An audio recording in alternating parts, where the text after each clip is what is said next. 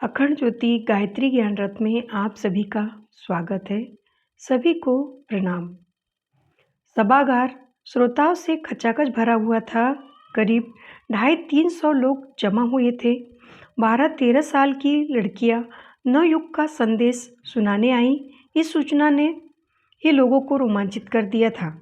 जिस उम्र में बच्चे ठीक बोलना, उठना, बैठना और व्यवहार करना भी नहीं सीख पाते, उस उम्र में कन्याएं अच्छे वक्ताओं को मात देती हुई प्रवचन करने आई। यह जानकारी लोगों में चर्चा का विषय बनी हुई थी। महाराष्ट्र के रामटेक नगर की घटना है। शहर धर्मशास्त्री, संस्कृत और आध्यात्मिक विषयों के जानकार विद्वानों के लिए प्रसिद्ध है। उस शहर में देव कन्याओं के पधारने की क्या प्रतिक्रिया होगी? कुछ लोग उस प्रतिक्रिया की प्रतीक्षा करते हुए भी इकट्ठे हुए थे। देव कन्याओं के बारे में किसी ने कहा, इन विदुषियों ने पैठण के वेदज्ञ विद्वानों को निरुत्तर कर दिया था। दूसरे ने जिज्ञासा की, इस उम्र में ऐसी प्रतिभा कहाँ से आती होगी? पहले ने कहा, पूर्व जन्म के संस्कार होते हैं भाई। विद्या, ज्ञान और तप जन्मांतरों तक साथ चलते हैं। तीसरे ने गुरुदेव का ही एक प्रसंग सुनाया। उसने कहा, सन 1967 में रायपुर के एक कार्यक्रम में 7-8 साल की एक बच्ची ने गीता रामायण के श्लोक और चौपाई उद्धृत करते हुए धारा प्रवाह प्रवचन दिया था। वह गुरुदेव के मंच पर बोली थी। उसके बाद में पूज्यवर का कहना था कि इस बालिका के रूप में ऋषि आत्मा का अवतरण हुआ है। उसी आत्मा का ज्ञान मुखरित हो रहा है। बताने वाला श्रोता गायत्री परिवार का ही सदस्य था। उसका कहना था कि आज वैसा ही प्रसंग देखने को मिल रहा है। कहते कहते वह व्यक्ति गदगद हो उठा। यह कानाफूसी चल ही रही थी कि मंच पर देव कन्याओं के पहुंचने के संकेत मिले। उद्घोषक ने शांत रहने की अपील की और घोषणा भी की। देव कन्या पहुंच गई। गायत्री परिवार के कार्यक्रमों में लगने वाले उद्घोष वातावरण में गूंजने लगे। देव कन्याएं मंच पर पहुंची और स्वस्ति वाचन शुरू हुआ। पाठ पूरा होते ही मंच पर और सभागार में शांति छा गई।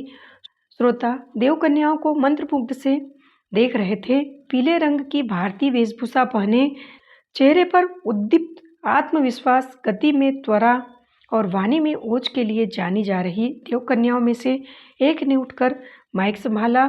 अंजना नाम की वह देव कन्या बोलने ही वाली थी कि सभागार में बैठा एक व्यक्ति हाथ में पर्चा लहराते हुए उठ खड़ा हुआ।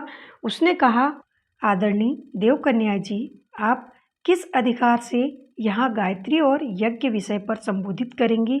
आपने तो वेदाध्ययन भी नहीं किया है। अंजना ने कहा, हमारा निज का कोई अधिकार नहीं है। हम गुरुदेव का संदेश लेकर आई हैं। हम सिर्फ संदेशवाहक हैं।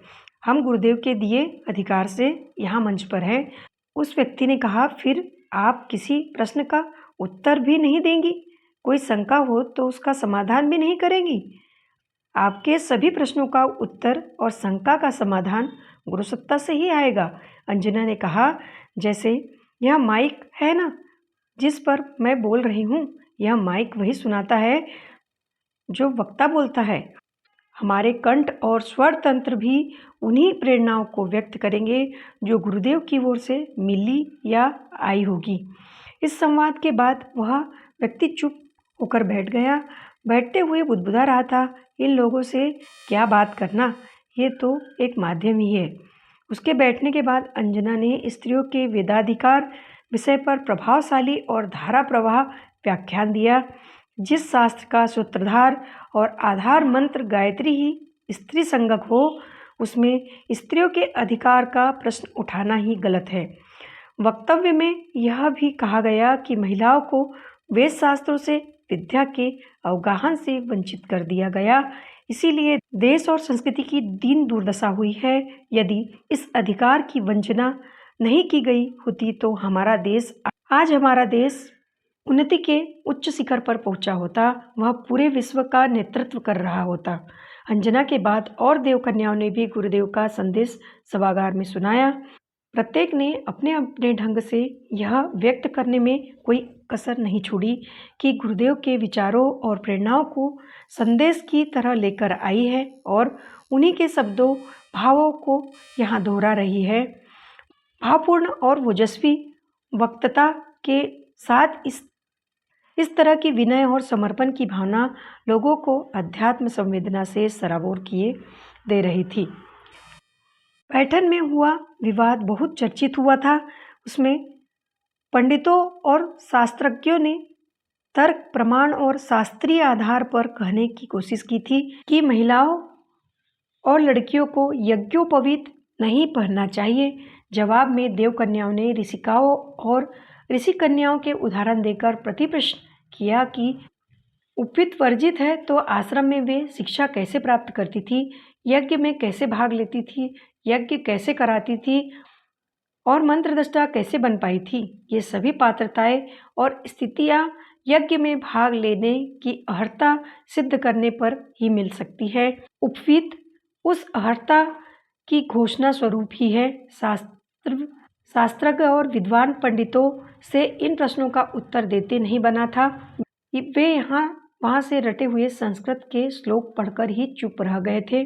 विवाद या विमर्श सुनने वाले उनके तर्कों और प्रतिपादनों पर बार बार हंस उठते थे। 1974 में देवकन्याओं के प्रवास और आयोजनों की यह एक वानगी है। उनके उद्बोधनों ने बड़ी संख्या में लोगों का ध्यान आकर्षित किया था। इससे पहले बटुक और ब्रह्मचारी तो धर्म प्रचार के लिए बहुत निकलते थे, लेकिन 8, 10 से 14, 15 वर्ष की कन्याओं के धर्म प्रवास पर निकलने का प्रयोग इतिहास में कहीं नहीं दिखाई दिया। आरंभ कैसे हुआ? गुरुदेव से किसी ने भी कभी जिज्ञासा की या उन्होंने स्वगत भी बताया तो इतना कि हमारी मार्गदर्शक सत्ता ने आदेश दिया और हमने उसका पालन। आरंभ हो गया, विस्तार भी, और पल्लव पुष्प खिल उठे। शीर्षक समाप्त। पुस्तक का नाम चेतना की शिखर यात्रा। लेखक डॉक्टर प्रणव पंड्या जी। अगर आपको हमारा ऑडियो अच्छा लगा हो तो लाइक, कमेंट्स और शेयर कीजिए तथा हमारे चैनल को सब्सक्राइब कीजिए ताकि परम पूज्य गुरु जी के विचारों से जन जन अवगत हो तथा उनके विचारों से लाभ उठाए। धन्यवाद।